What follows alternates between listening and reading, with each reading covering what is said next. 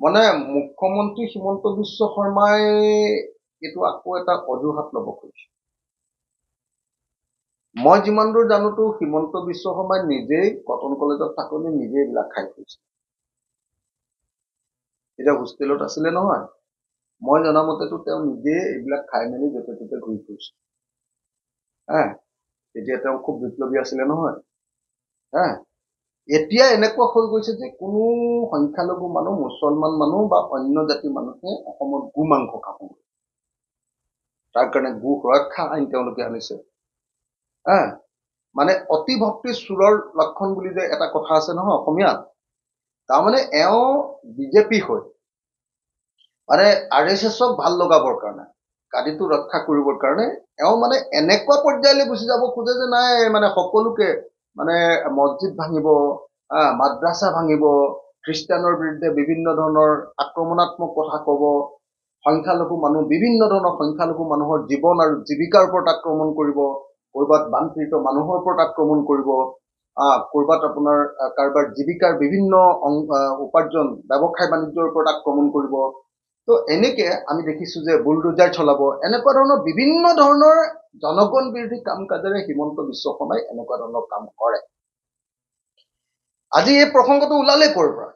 এই প্ৰসংগটো ওলালে যে এইবাৰ চামগুৰি বিধানসভা সমষ্টি গৰু কাটি গৰুৰ মাংসৰে ভোজ খোৱা বুলি MP আমাৰ সাংসদ ৰকিবুল হুছেইন ডাঙৰীয়াই বিজেপিৰ বিৰুদ্ধে অভিযোগ উত্থাপন কৰিছে। সেই অভিযোগ উত্থাপন কৰাৰ পাছত ক'ব লাগিছিলে হিমন্ত বিশ্ব শৰ্মাই যে নাই আমিতো গৰু মাংস খোৱা নাই। হিমন্ত বিশ্ব শৰ্মাই জানে যে প্ৰমাণ আছে হাতত, সেইকাৰণে কথাটো ক'ব নোৱাৰে। উল্টাই তেওঁ কি ব্লেকমেইল কৰিছে উল্টাকে।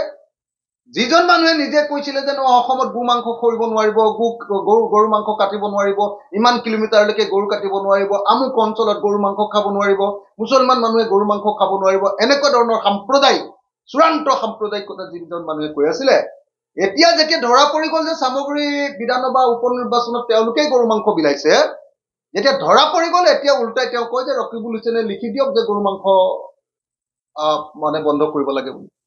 ৰকিবুল হুছেইনেতো গৰু মাংস বন্ধ কৰিবলৈ কোৱাই নাই।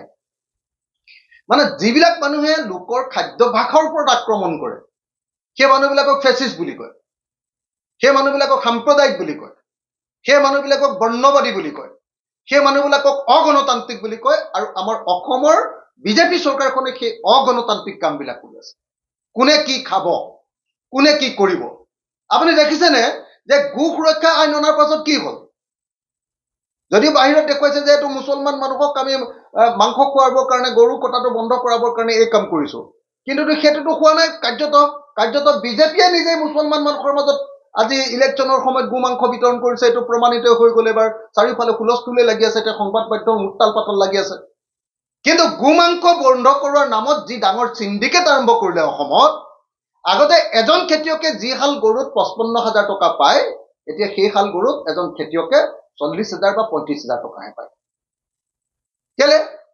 কাৰণ গৰু বিক্ৰী কৰাটো ইমান অসুবিধাজনক কৰি দিলে, এনেকুৱা চিণ্ডিকেট লগাই দিলে যে এখন গৰুৰ গাড়ীৰ ওপৰত হিমন্ত বিশ্ব শৰ্মাৰ চৰকাৰখনে ইমান অবৈধ কৰৰ বোজা, চিণ্ডিকেটৰ বোজা জাপি দিলে যে এতিয়া গৰু বিক্ৰী কৰাটো, গৰু কিনি অনাটো, গৰু বিক্ৰী কৰাটো, গৰু সৰবৰাহ কৰাটো অত্যন্ত কষ্টকৰ হৈ গ'ল।